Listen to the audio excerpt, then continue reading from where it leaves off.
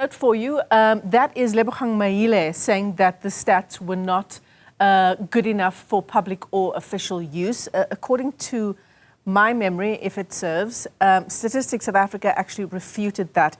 There were some concerns around particular numbers, but on the whole, Statistics South Africa was in studio with us here telling us that they had a certain margin of error, but that they were happy with the numbers that they had come up with at the end. So just a note on exactly who we attribute to that statement to.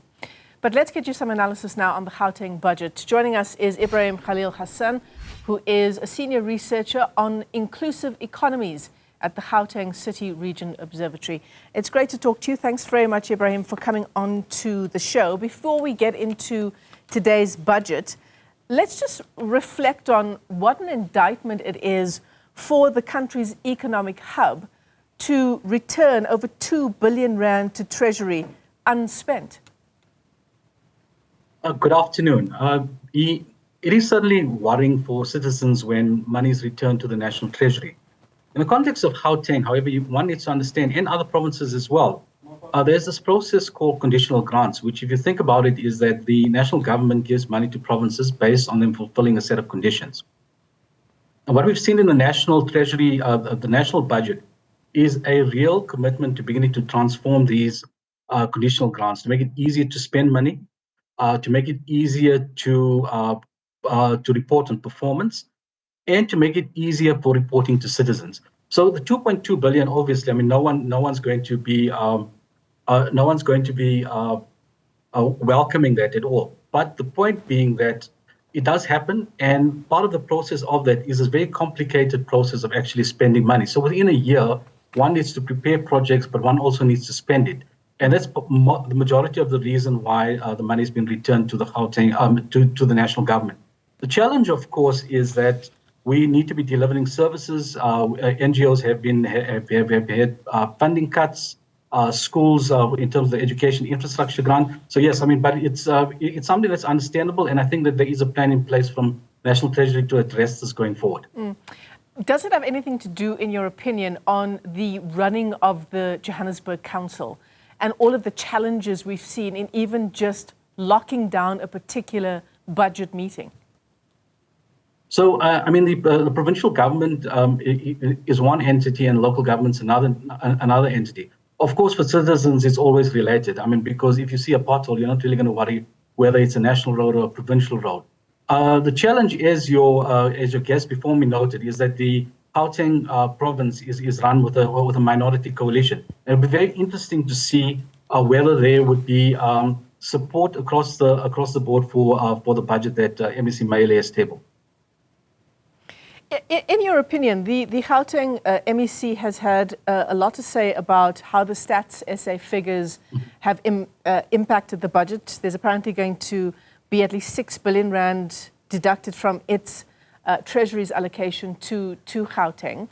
How do we make do with that big of a chunk of the funding for the next financial year in a context where the need is so great, not only in the city, but province-wide? Sure. I mean, let's just take a step back. I mean, the Stats SA data has been criticized by numerous people, and I think justifiably so. And as a nation, we need to solve this problem, because it's not only MEC Maile that's criticizing it. The Medical Research Council has released a report, academics at UCT, and it's got to do with this complicated thing around a statistical undercount.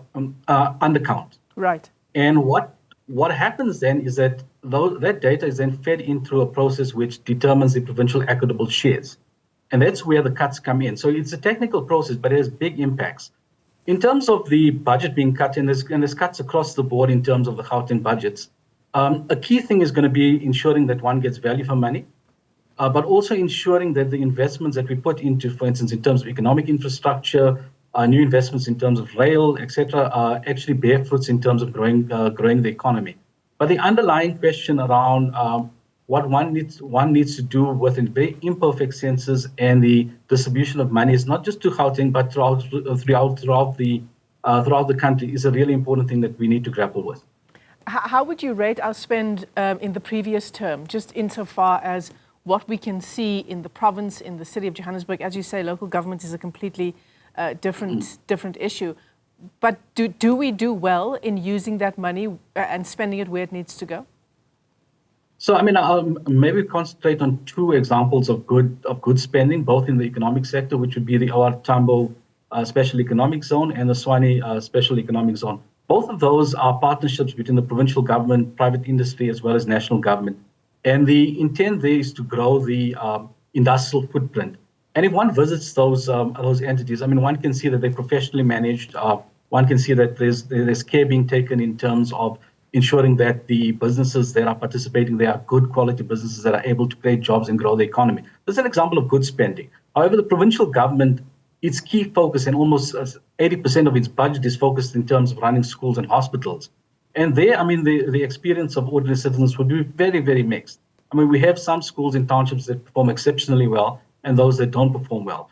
And I think overall, there's a lot of more work that needs to be done to actually increase the performance of provincial government in schools and hospitals in particular. Yeah. And then, of course, there's the money lost to corruption. Oh, absolutely. I mean, it's absolutely critical that we, in such tight financial circumstances, that we begin to reduce corruption. And part of the work that we do at the GCRO is begin to look at advising how that can be done, but done in a way that actually doesn't stop spending from happening. To refer back to your question earlier, the 2.2 billion, part of the reason why it doesn't get spent is because we're so worried about corruption. And there are ways of doing it, using more modern techniques, technology that actually allows us to spend money quickly, but also to spend it in a way that is ethical. So obviously we have to have a huge focus on corruption, don't we? In a context where we are tightening our belts in areas where we can ill afford to do so. Health, education. No, 100%. I mean, the provincial government itself, recognizes this as a challenge, and part of its process is about reforming the procurement process. A key part of that is also improving monitoring and evaluation of monies that goes out to different entities. The key challenge here is that in our efforts to actually ensure that we stop corruption, which is absolutely what we need to do, we can't bottleneck the public service through a series of checks and balances, which means that the money can't be spent within a year. So it's an important challenge that we need to begin to grapple with, that both gives us the comfort as citizens that the money is not being misappropriated, but at the same time, ensuring that money gets into schools, hospitals, and that is monitored and monitored well. Yeah, I mean, the checks and balances issue is a big one, isn't it? We usually get consultants to come in and have a look through some of our numbers. We know how much money we've spent on consultants, not only in the province, but around the country. How do we strengthen that in-house ability to make sure there is accountability, even outside of the Auditor General? No, absolutely. There's maybe two things to focus on. One is that the research and advisory capacity within the provincial government has actually grown within the last few years, certainly that I've been working there. And there are pretty much a lot of talented people that could be assisting to do a range of the sort of project feasibility assessments, the audits, etc., internally within government. So I think that tapping that internal capacity is critically important. The second issue is about ensuring that younger people with appropriate skills are brought into the public service. I think that would begin to increase the capacity to do the work. I certainly agree with you that if you are running a provincial government, you should have the capacity to at least develop your programs, to run a strategic plan and implement programs internally.